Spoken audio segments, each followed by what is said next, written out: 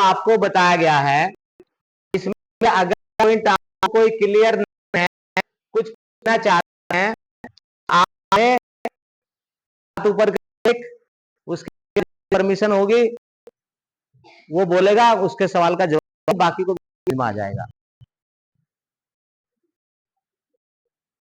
Digital marketing के student है,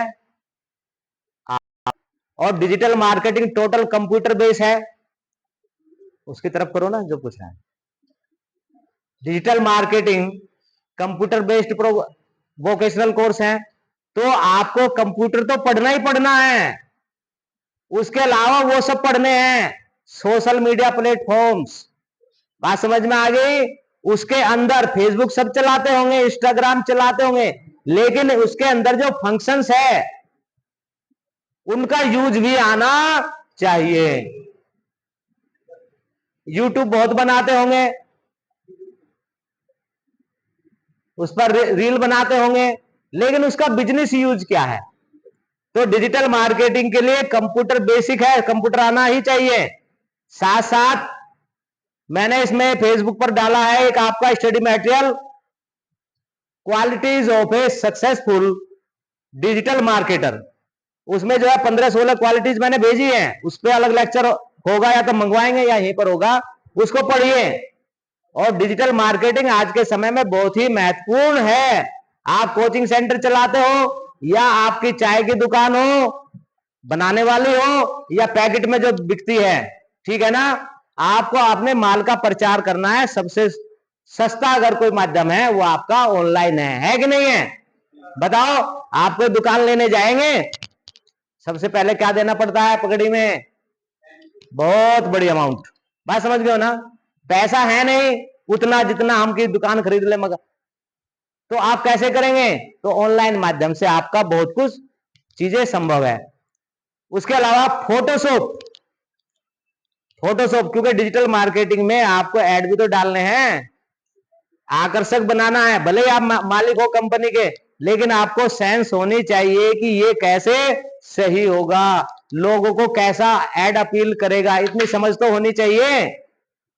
भले ही आपका एग्जीक्यूटिव करे, आपका असिस्टेंट करे।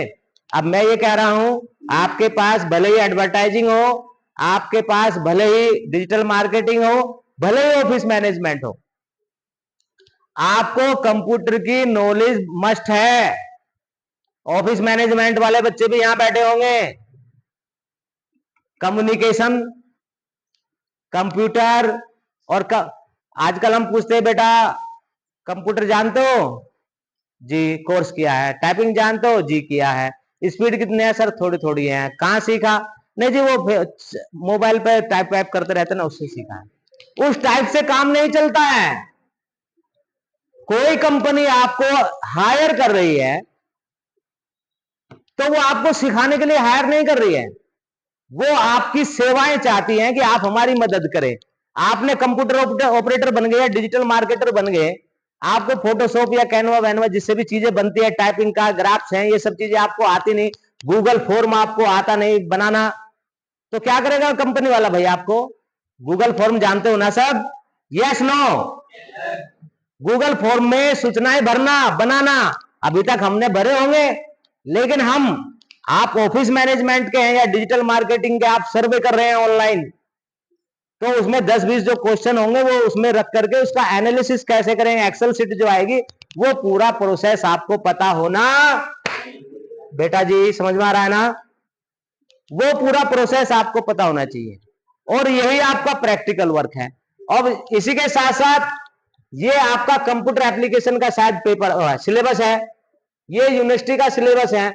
अगर इसको आप पढ़ें तो ये छोटा मोटा सिलेबस नहीं है ये बहुत बड़ा सिलेबस है। बात समझ रहे हो ना? ये छोटा मोटा सिलेबस नहीं है।